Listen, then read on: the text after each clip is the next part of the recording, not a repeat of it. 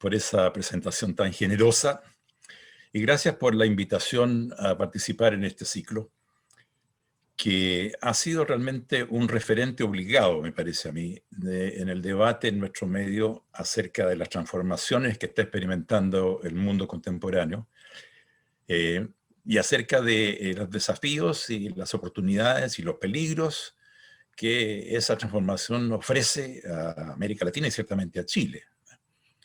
El ciclo se ha caracterizado, por un lado, por la amplitud de su temática, por el rigor de las presentaciones. Yo lo he seguido con bastante asiduidad, como sabe Patricio, y especialmente por esta visión de futuro, que no es la visión de la bola de cristal, pero sí es la visión de tratar de preguntarse cuáles son los escenarios posibles en un momento extremadamente fluido e incierto, y qué alternativas de políticas se ofrecen para enfrentar esa transformación. Y es en esa vena que quisiera yo abordar el tema que me toca cubrir hoy día, y es la relación tensa, a menudo incluso conflictiva, entre la gobernanza internacional, sus estructuras y sus procesos, y la autonomía de los estados nacionales para llevar adelante sus políticas de desarrollo y sus políticas internacionales.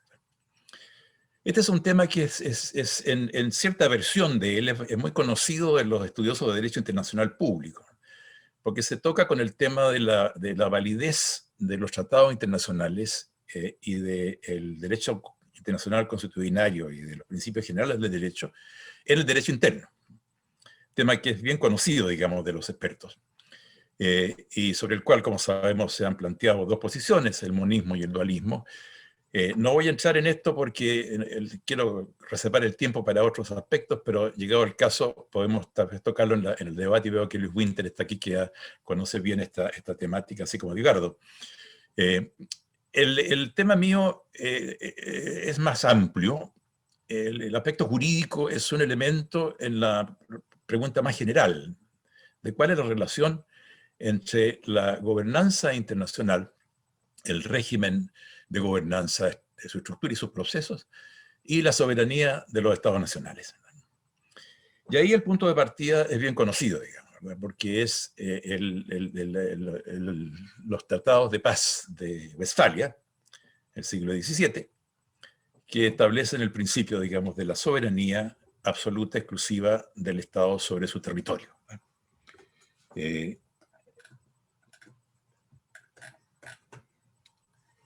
Es como quien dice la piedra angular de la respuesta a este problema. Yo voy a subir un PowerPoint.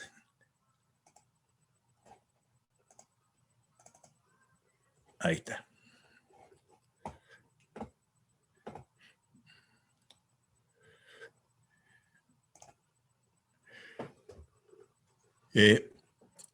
Este es el principio, el punto de partida, digamos, y ese punto de partida que se mantiene, digamos, desde esa fecha. Estamos hablando del siglo XVII, el fin de la Guerra de los 30 años y los dos acuerdos de Westfalia, pero se consagra en cierta medida con la emergencia de Naciones Unidas después de la Segunda Guerra Mundial, ¿verdad? Porque las Naciones Unidas, su sistema y su carta confirman, digamos, consolidan el principio de la soberanía de los estados sobre su territorio, pero agregan el elemento de la multilateralidad a través de una compleja estructura de organismos especializados que cubren aspectos que tienen que ver con bienes públicos globales que exigen de un tratamiento multilateral, ¿verdad? Y que coexisten con esta soberanía de derecho interno. Ahí está el artículo 2.7 de la Carta, que dice: ninguna disposición de esta Carta utilizará a Naciones Unidas a intervenir en los asuntos que son esencialmente de la jurisdicción interna de los Estados. Ese es uno de los pilares de esta estructura. Y el segundo son los organismos especializados, que son los que gestionan la multilateralidad, que se refiere, como digo, a bienes públicos globales que exigen de cooperación, exigen de decisión colectiva. Y ahí está la lista de todos los organismos especializados de Naciones Unidas en este momento. Verán que no figura ni el Banco Mundial ni el Fondo Monetario Internacional, que aunque son técnicamente organismos especializados de Naciones Unidas, de conformidad al artículo 57 de la Carta. De hecho, tienen una autonomía total y realmente no funcionan, salvo para efectos estrictamente burocráticos, como organismos especializados, en el sentido que lo son la FAO, la UNESCO, la OIT. Y tampoco figura la OMC, la Organización Mundial del Comercio, porque ese ni siquiera es organismo especializado en el sentido del artículo 57, está absolutamente fuera del sistema de Naciones Unidas, una decisión deliberada, digamos, de las partes contratantes que sostuvieron que este era una estructura, un convenio contractual, y por consiguiente no se podían aplicar los criterios de admisión de las Naciones Unidas al mismo. Entonces lo que tenemos es un mecanismo de funcionamiento del sistema internacional que pudiera llamar dual, una especie de coexistencia pacífica entre la soberanía westfaliana y el multilateralismo de bienes públicos globales. Eso es lo que consagra la Carta, digamos, y lo que es el caso después del año 45 y hasta principios de la década de los 80. Porque en ese momento, a comienzos de la década de los 80, cuando emerge la globalización como fenómeno que empieza de alguna manera a dominar todo el proceso internacional, esta concepción dual, digamos, empieza a sufrir embates.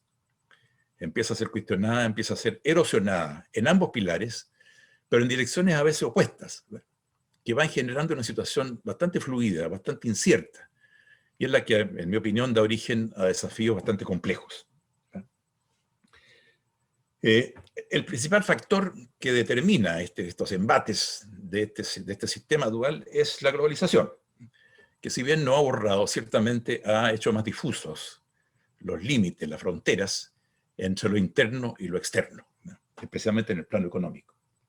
Pero a esto más recientemente se agregan fenómenos puntuales que, sin embargo, son muy decisivos para definir la situación contemporánea, que son, por un lado, el conflicto entre Estados Unidos y China, conflicto hegemónico lo califico yo, y voy a explicar en un momento por qué, y enseguida la pandemia, que cuestiona, o por lo menos plantea preguntas respecto de un elemento muy fundamental de la globalización, que es el proceso de fragmentación y de dispersión de la economía internacional a través de las llamadas cadenas mundiales de valor. Así que estamos en presencia de lo que en algún momento los expertos en relaciones internacionales llamaban un campo turbulento, digamos, donde hay una serie de factores y de tendencias y de corrientes que están operando simultáneamente en formas y en direcciones que no son tan claras de percibir y que ofrecen ciertamente un desafío importante. Dije que esto básicamente lo voy a referir a la parte económica, porque es donde creo que se ha estado dando con más claridad este proceso de erosión del dualismo a que me refería antes. Pero no es la única, ¿verdad? El otra área en la cual se planteó claramente la necesidad de repensar el concepto de soberanía westfaliana es en materia de derechos humanos. Como sabemos, especialmente a través de intervenciones del fallecido y recordado secretario general de Naciones Unidas, Kofi Annan, a fines de los 90, digamos, surge el concepto de intervención humanitaria. No voy a entrar en eso por razones de tiempo, pero si es necesario podemos volver sobre eso. Tengo un par de pantallas, de slides sobre eso a las que podemos recurrir. Pero eso no llegó muy lejos, digamos, fue muy resistido, a pesar de que tenía una fundamentación teórica e incluso filosófica bastante seria. Lo cierto es que no hubo consenso y, de hecho, la idea de la intervención humanitaria no se estableció, no se consolidó como política de Naciones Unidas, ni siquiera a nivel de la existencia humanitaria propiamente dicha, digamos. La intervención humanitaria se concibió originalmente en términos de intervención armada, intervención militar para impedir abusos de derechos humanos. Pero incluso la intervención humanitaria propiamente dicha, la asistencia, exige en estos momentos el acuerdo del país de acogida, y por consiguiente este ángulo, digamos, del debate fue dejado de lado. No así en la parte económica, donde claramente se produjeron cambios muy visibles. Y esto comienza a principios de la década de los 80, a raíz de una ofensiva diplomática encabezada por el gobierno de los Estados Unidos, bajo fuerte presión de grupos de compañías multinacionales norteamericanas, particularmente con inversión en el extranjero y compañías farmacéuticas, ¿verdad?, y con el apoyo de otros países de la OCDE, para plantear la necesidad de reformular el régimen de gobernanza económico mundial para ponerlo acorde con los cambios que ha introducido la globalización. La idea era que la globalización estaba haciendo obsoleto el conjunto de normas, el conjunto de disciplinas que constituían hasta ese momento el régimen internacional económico. Y la fórmula que se plantea para hacer este esfuerzo de modernizar, por así decir, de poner al día la gobernanza mundial, la fórmula es usar como instrumento el GATT, es decir, el régimen multilateral de comercio, como el punto de entrada para un cambio más general del régimen multilateral económico. ¿Por qué el comercio? Por dos razones. La primera es porque en ese momento, como hasta ahora, digamos, hay un cierto consenso en la comunidad internacional de que el libre comercio es una buena cosa, es un valor a ser apoyado y a ser desarrollado, ¿verdad? Tiene legitimidad como objetivo. Y por consiguiente esa legitimidad del libre comercio podría extenderse a otras áreas económicas que en ese momento no aparecían regladas. Lo segundo, y muy importante también, es que el GATT tenía un cierto proceso cuasi judicial de solución de controversias, con algún elemento, digamos, de ejecución con sanciones. Muy discutible, etcétera, todo lo demás, pero por lo menos existía esa posibilidad de ejecutar a través de sentencias judiciales las decisiones colectivas, multilaterales adoptadas a nivel internacional.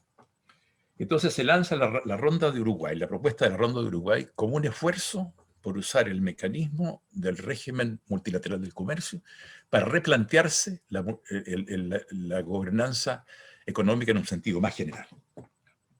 Y específicamente, la idea era que se empezara a ampliar el ámbito de aplicación de las reglas de comercio a otras áreas vinculadas al comercio, ¿no? Y en particular al área de servicios, al área de inversiones y al área de propiedad intelectual.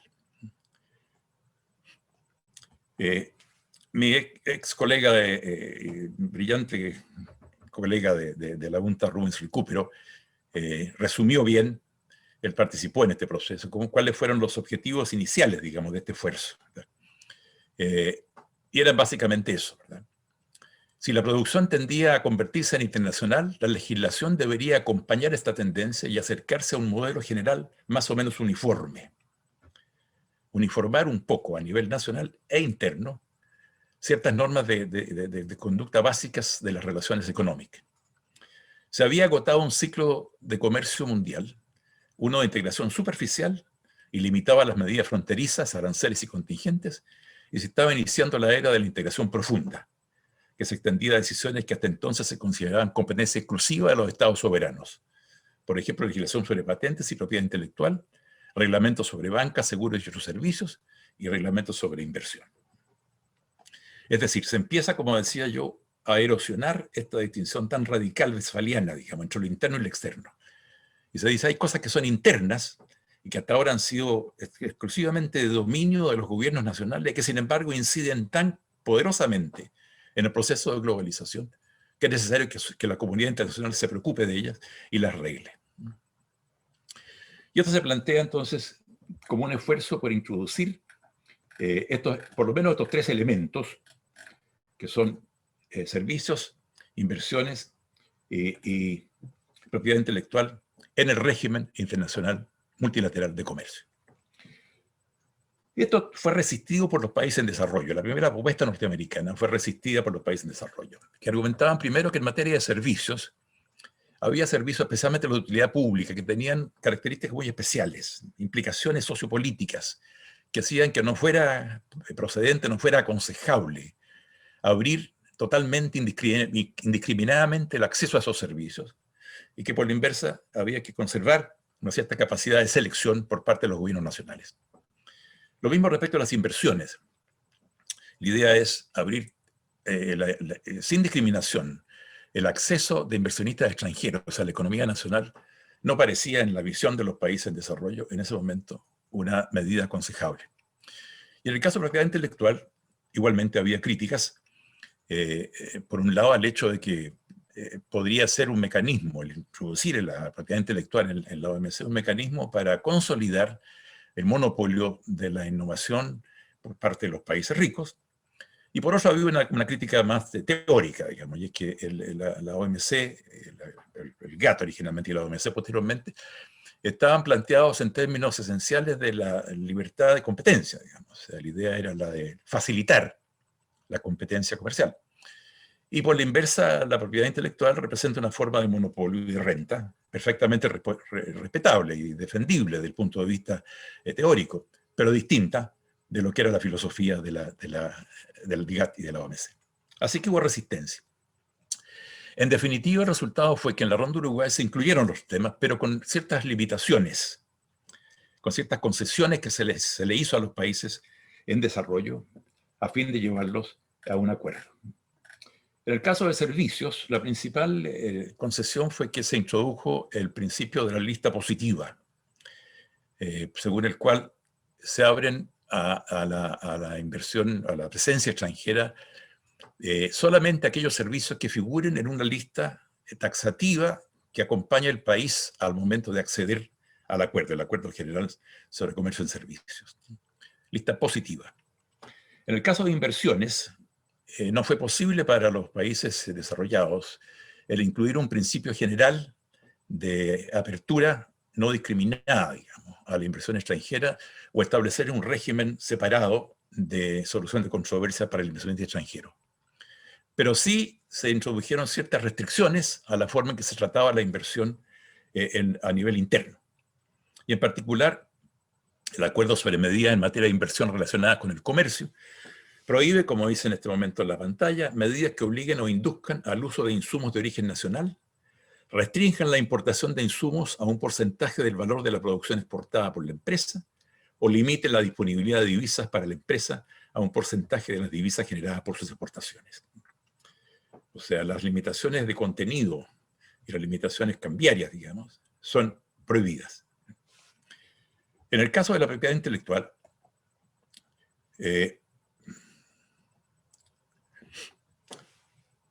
ahí fue donde se produce, claro, el triunfo tal vez más icónico, digamos, de este enfoque revisionista y reformador del sistema al introducir la propiedad intelectual dentro de la OMC. Hasta ese momento, la propiedad intelectual internacionalmente estaba reglada por dos convenios, el Convenio de París sobre propiedad industrial y el Convenio de Berna sobre derechos de autor.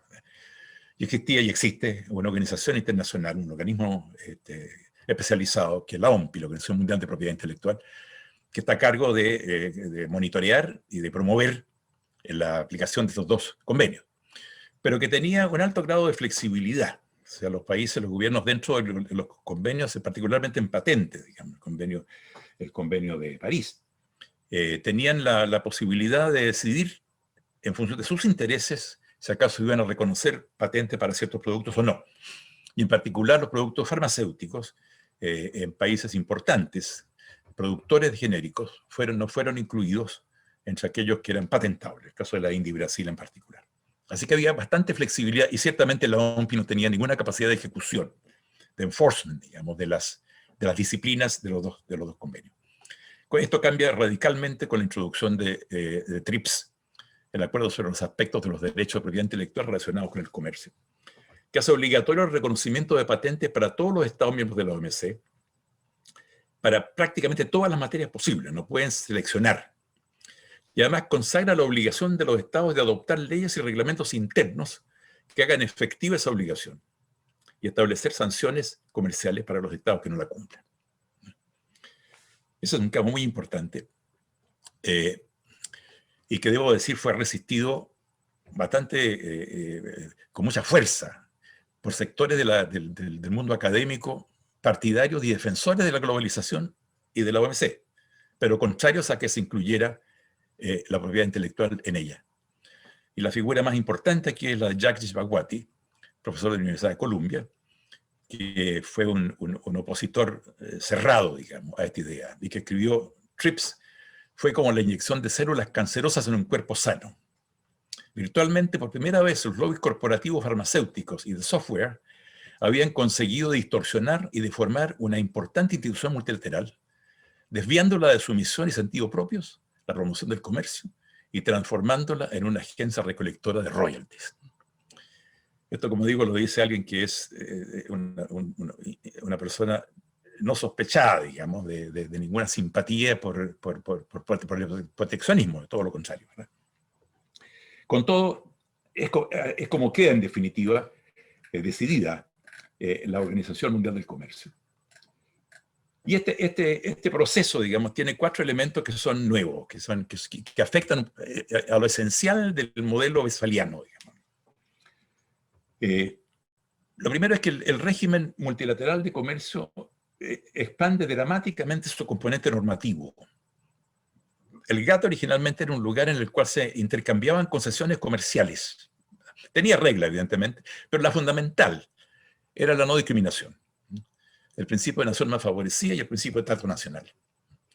Fuera de eso, las demás reglas o disciplinas eran escasas y no esencialmente restrictivas. Aquí cambia la situación, ¿verdad? Y la OMC es realmente un conjunto de normas, y de normas muy detalladas en algunos casos que cubren muchos aspectos del comercio y de aspectos que no son necesariamente comerciales. Porque el segundo cambio importante es que se expande la cobertura de las reglas comerciales a áreas que no son necesariamente comerciales, aunque están vinculadas al comercio. Las que hemos mencionado son las que entraron, en definitiva, en la OMC: servicios, inversiones, propiedad intelectual.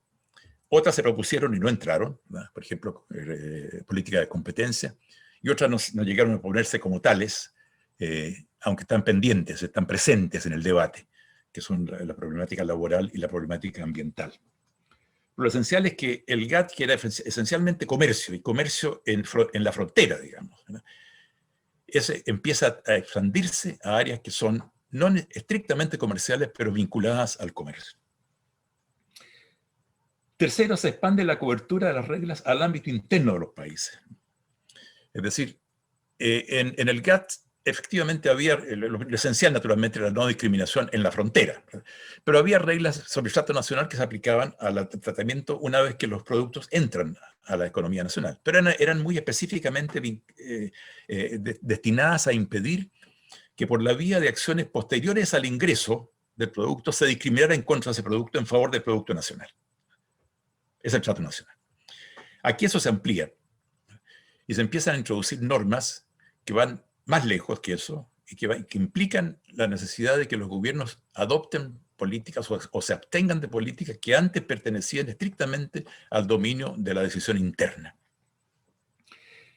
Y finalmente, esta propuesta y este resultado de la Ronda de Uruguay consagra en principio otro elemento nuevo, y es el que las reglas de comercio empiezan a exigir que los estados adopten políticas, reglas, leyes, medidas. Hasta ese momento, las normas de comercio eran estrictamente negativas. Se incluían prohibiciones de impedir el comercio, de crear barreras. Aquí es lo contrario, es por el caso de TRIPS específicamente, que exige no solamente respetar el TRIPS, sino que además introducir legislación e incluso en algunos casos procedimientos judiciales que lo recuerden.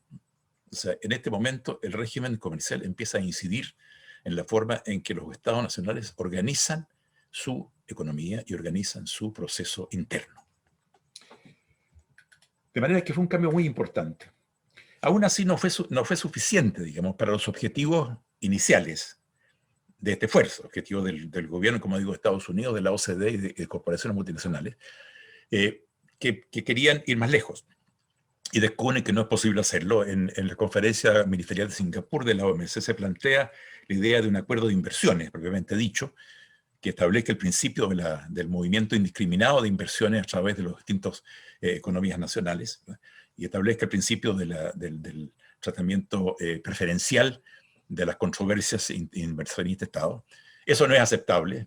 Los países en desarrollo se niegan a eso, y otros se niegan por otras razones, digamos. Francia se opone por el hecho de la cláusula cultural, que llaman, ¿no? No quiere permitir el ingreso de programas de televisión norteamericanos de bajo nivel cultural. Pero con todo no se puede, y entonces la ofensiva se traslada del nivel multilateral, del nivel de la OMC, al nivel bilateral. Y de hecho, varios de los planteamientos que fueron rechazados en la discusión en la OMC se retoman a nivel bilateral y consiguen ser introducidos en tratados y acuerdos bilaterales de comercio y de inversión. El caso más claro es el de nuestro país, de Chile, ¿verdad?, que firma el Tratado de Libre Comercio con Estados Unidos en el año 2004, y allí se incorporan varios de los puntos que fueron planteados por Estados Unidos en la OMC y no fueron aceptables. Se cambia el sistema, en el caso de servicios, de lista positiva a lista negativa, es decir, se abren a la presencia extranjera todos los sectores de servicios, salvo aquellos taxativamente incluidos en una lista negativa. Lo mismo en inversiones, donde de nuevo la lista es negativa y por consiguiente cualquier inversión proveniente de Estados Unidos puede ingresar a la economía chilena, salvo aquellas que estén específicamente excluidas al momento de acceder al tratado. Y se crea un sistema especial de solución de controversias entre el inversionista y el Estado. Se le da legitimación activa al inversionista privado para demandar al Estado en casos en los cuales políticas, reglamentaciones, reglas, medidas, leyes afecten negativamente sus ganancias a través de un proceso que se estime violatorio del tratamiento justo y de la inversión. Justo y equitativo. Este es un mecanismo que lo maneja fundamentalmente el Banco Mundial, ¿verdad? Las demandas del inversionista Estado las ven tribunales arbitrales internacionales, ad hoc, nombrados específicamente para ese caso, y que están regidos por el reglamento del CIADI, el Centro Internacional de Arreglo de Diferencias Relativas a Inversión del Banco Mundial, que está siendo cuestionado muy seriamente en este momento, en gran medida por otros países desarrollados. La Unión Europea estima que es un mecanismo parcial e incluso corrupto, y ha planteado la idea de un tribunal internacional para que vea de forma ya estructurada y más organizada este tipo de controversias. Entonces hay un segundo momento en el cual esta erosión, como digo yo, de la distinción radical westfaliana se traslada del nivel multilateral de la OMC al nivel de los tratados bilaterales.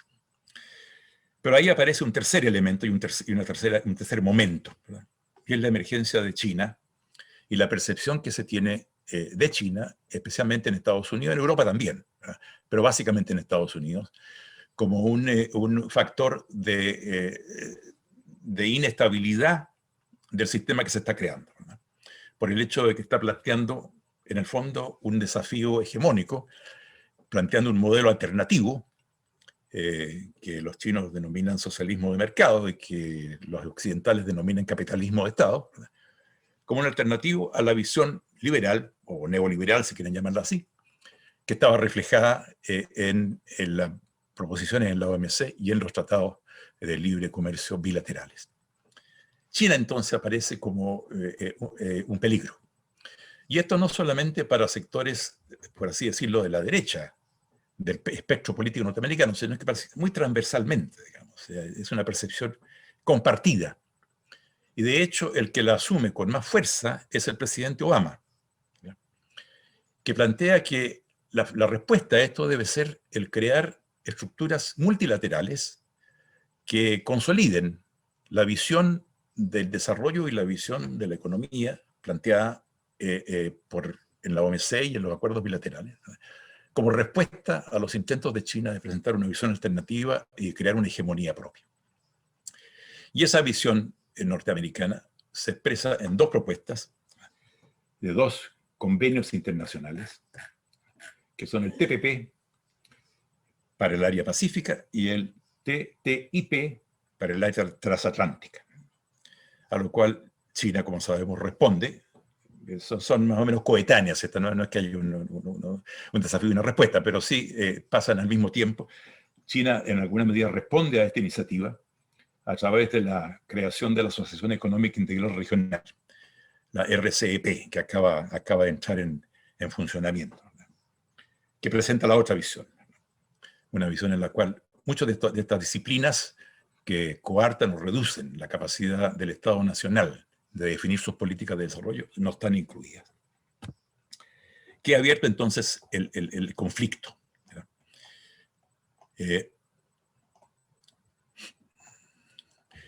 Y como digo, uno de los personajes, de las figuras más importantes en el conflicto es Barack Obama, que plantea de manera muy directa, muy franca, que es necesario contrarrestar el intento hegemónico de China de crear las reglas del comercio internacional y de la economía mundial por la vía de formular reglas alternativas y de crear coaliciones alternativas.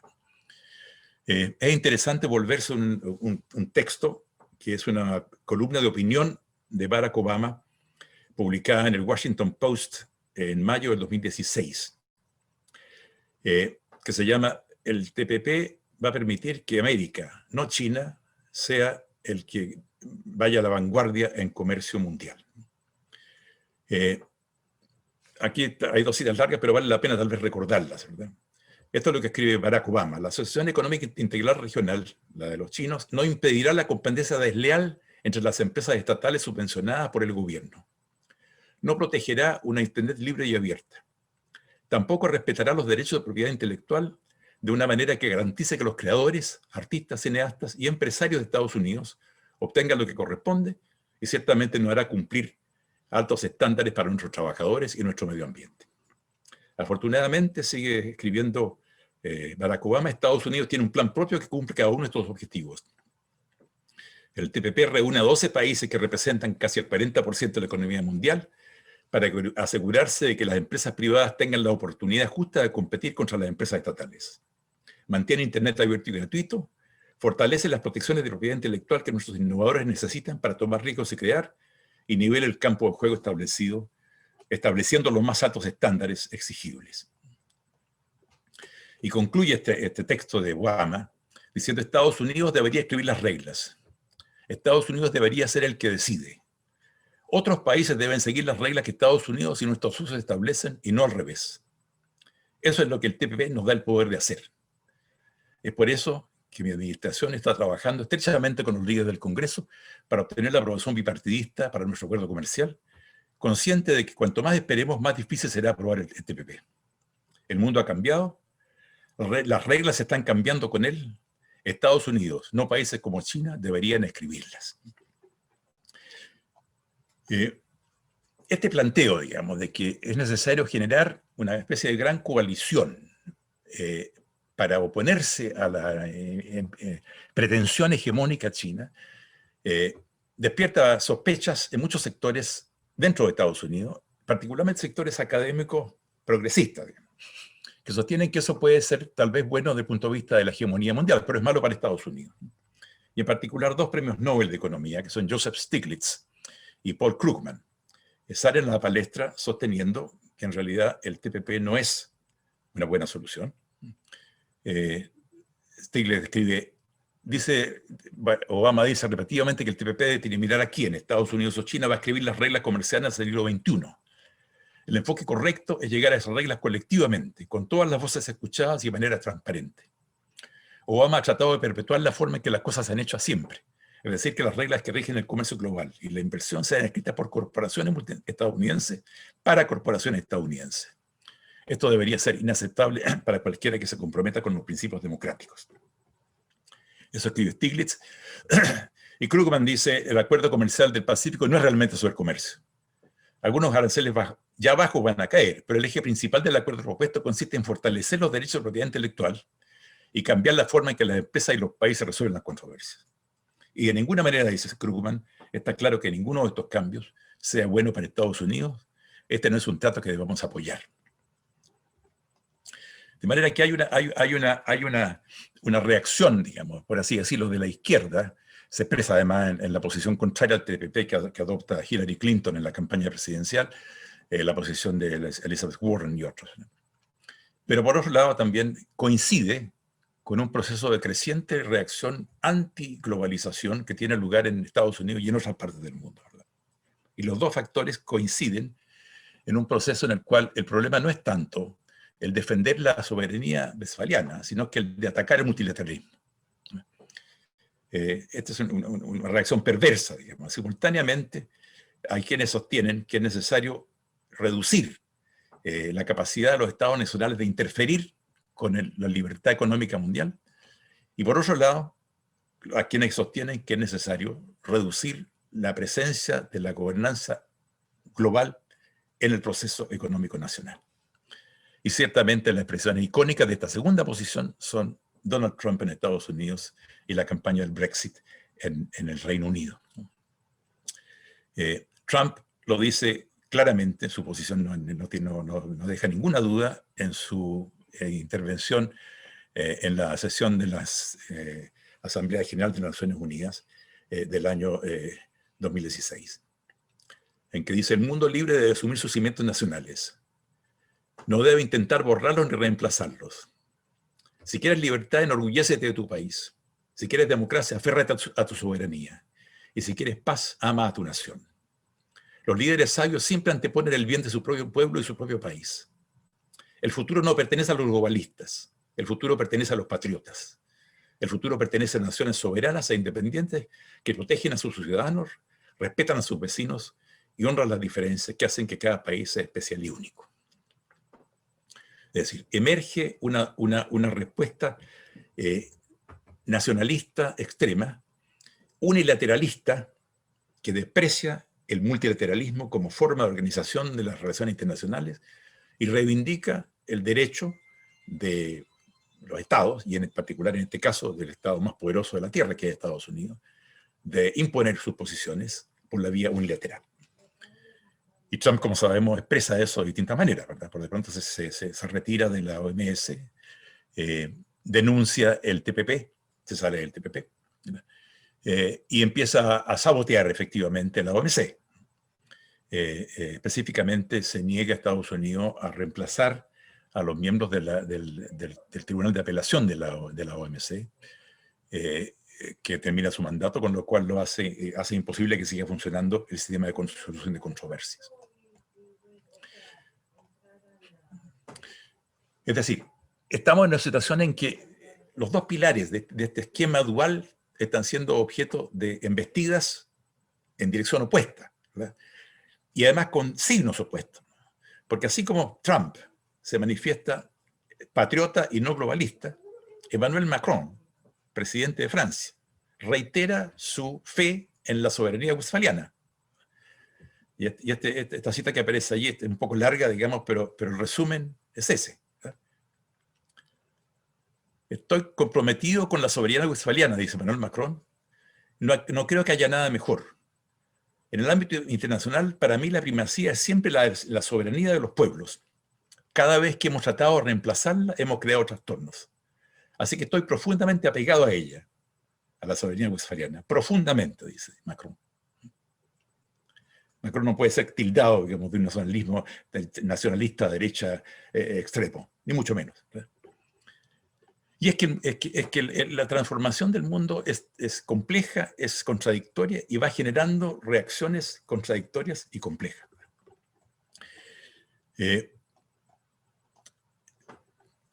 Joseph Biden básicamente asume la posición de Obama, ¿verdad? Y es de esperar en ese sentido que vaya a ser su política en materia de gobernanza económica y de gobernanza comercial sea una continuación, digamos, del planteamiento de Obama. Y eso lo dice él en un artículo en la revista Foreign Affairs de marzo-abril de este año sobre su política exterior, ¿verdad? En que dice que él cree en el comercio leal, cree en el comercio libre, que derribar las barreras comerciales que penalizan a los estadounidenses y resistir una peligrosa caída global hacia el proteccionismo. Pero la pregunta sigue siendo, para Biden, ¿quién escribe las reglas que rigen el comercio? ¿Quién se asegurará de proteger a los trabajadores, el medio ambiente, la transparencia y los salarios de la clase media? Los Estados Unidos, no China, dice Biden, deberían liderar este esfuerzo. Como presidente no celebraré nuevos acuerdos comerciales hasta que hayamos invertido en los estadounidenses y los hayamos equipado para tener éxito en la economía global. De manera que es una resurrección del concepto de que para enfrentar el mundo cambiante, la globalización transformadora, la amenaza potencial hegemónica de China, y ciertamente los problemas que genera la pandemia, que de alguna forma erosiona las bases de la globalización por la vía de exigir una cierta forma de autosustentación o de autonomía en materia de acceso a insumos, en materia de producción nacional. Todo eso va generando una situación extremadamente compleja, extremadamente fluida, y que plantea desafíos muy serios. De nuevo, Biden, China está jugando un juego largo, dice, ampliando su alcance global y promoviendo su propio modelo político e invirtiendo en tecnología de futuro. Estados Unidos necesita ser duro con China. En los últimos meses del mandato de Trump hubo una ofensiva en América Latina, como sabemos, para demandar que los países latinoamericanos reduzcan o incluso eliminen sus relaciones comerciales y de inversión con China. O sea, le exigió tomar partido. Y en alguna medida este tipo de esfuerzo se planteó con respecto a Europa, particularmente en relación con el tratamiento de la empresa Huawei.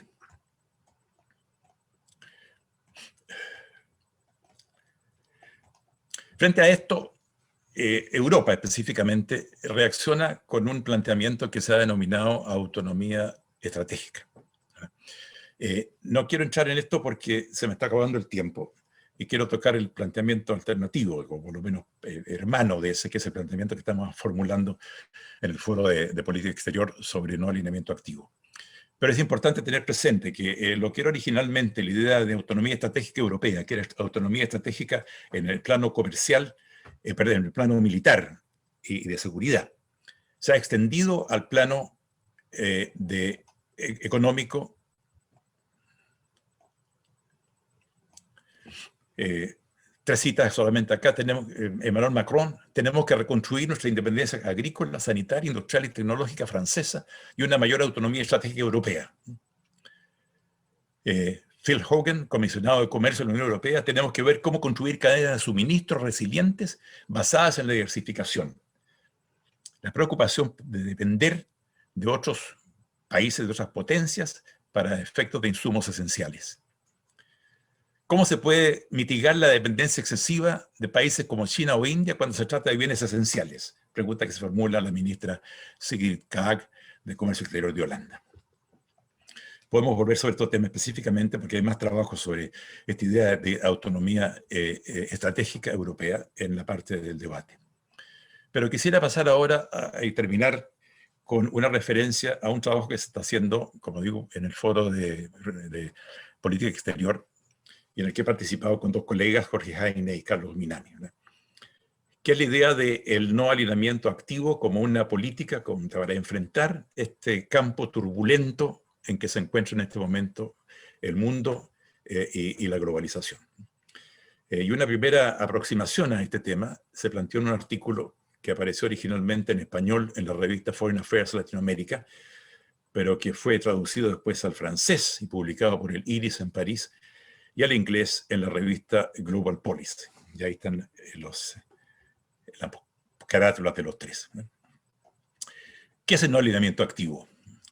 La idea es: no es posible en este momento exigirle a Chile, a América Latina y al mundo del sur global, digamos, el tomar partido respecto del conflicto hegemónico que están viviendo Estados Unidos y China, ni siquiera tomar partido respecto de opciones planteadas a nivel internacional en materia de desarrollo, de modelos de desarrollo y de política internacional.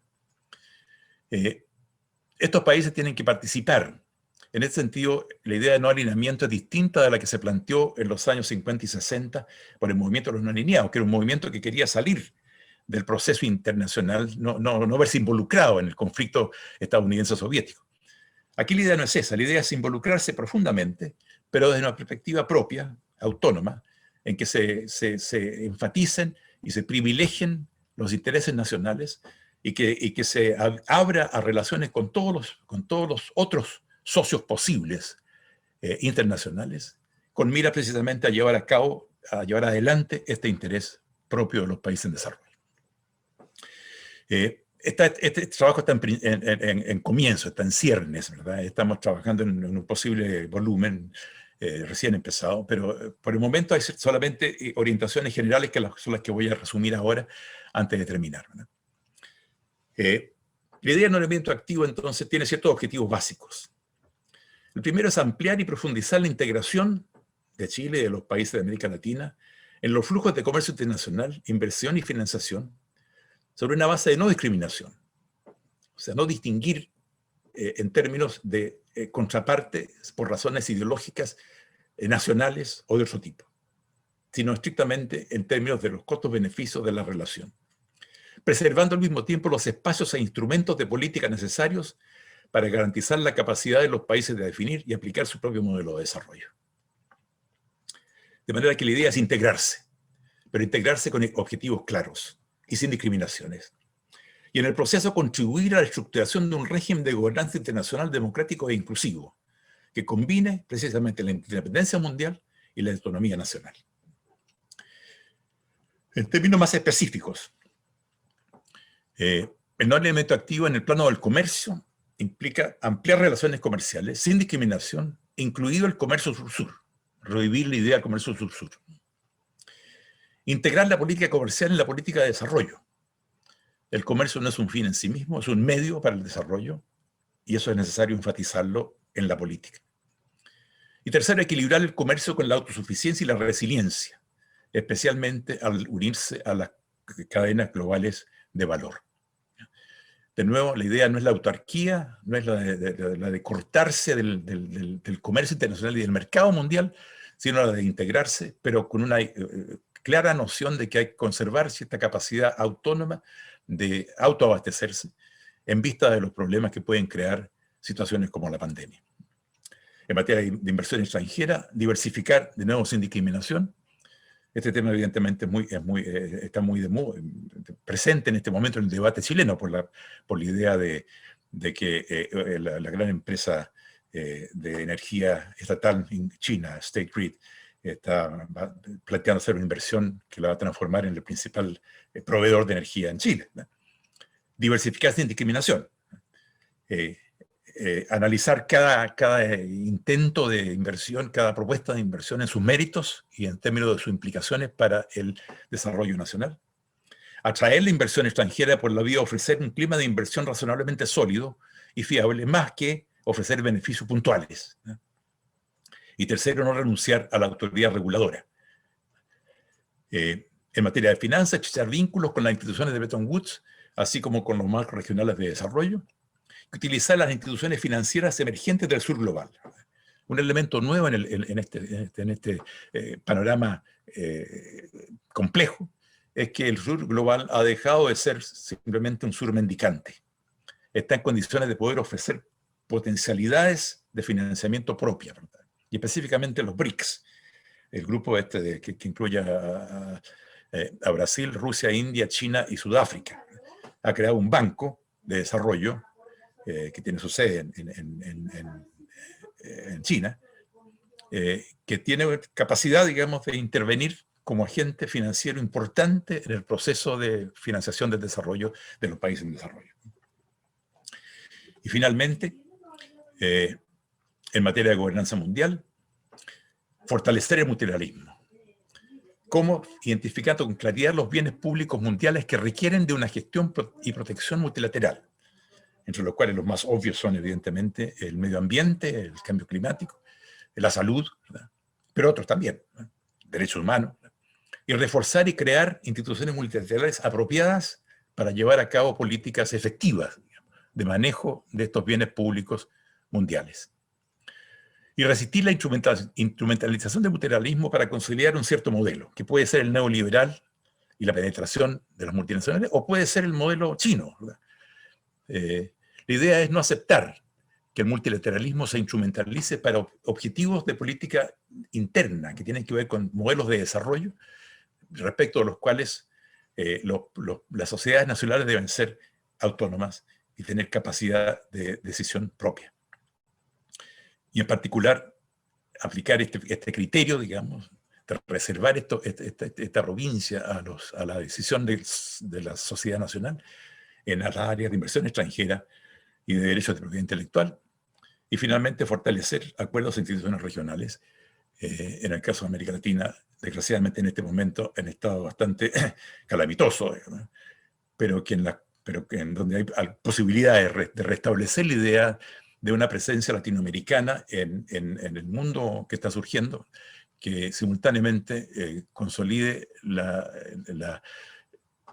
al continente como tal y responde a los intereses y a las necesidades de sus países en particular. Termino ahí entonces, habiéndome excedido un poco de mi tiempo original. Muchas gracias, Patricio.